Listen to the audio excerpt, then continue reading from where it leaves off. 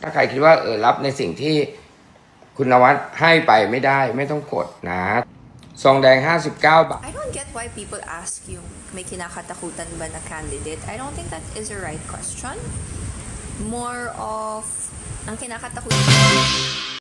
Isang pasabog ang pinakawala ni Nawat Itsara Grisil ngayong araw sa kanyang post dahil inanunsyo nito sa kanyang Instagram account na magkakaroon ng pasabog na collaboration ang Miss Grand International at Miss Universe na parehong gaganapin this year sa Thailand. Ipinost ni Nawat ang kanyang larawan kung saan makikita ang Miss Universe logo sa kanyang likuran. Sa caption say ni Nawat, Miss Universe XMGI Organization. Hindi idinetalya ni Nawat kung bakit nagtungo siya sa opisina ng Miss Universe Organization ni Anjak Rajutatip, pero base sa caption ng kanyang post ay magkakaroon sila ng pasabog na collaboration this year.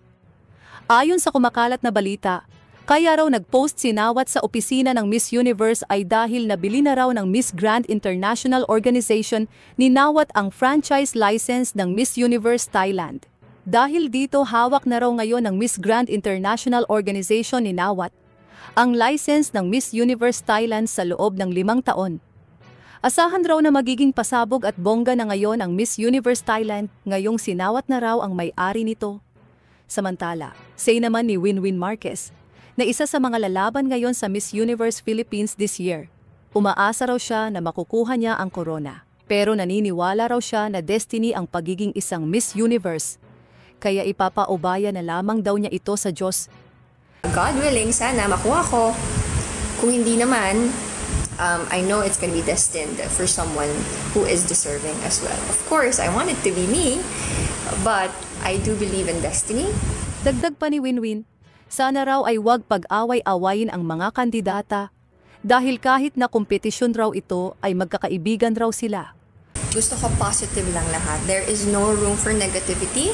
There is no room sa pag-away-away. I don't think that is necessary. At wala rin daw siyang kinakatakutang kandidata dahil ang sarili raw niya ang kanyang biggest competition. I don't get why people ask you, may kinakatakutan ba na candidate? I don't think that is a right question.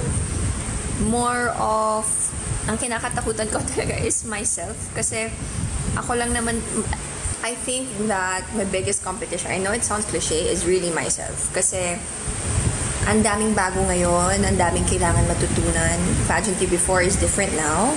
So, my competition is myself, really.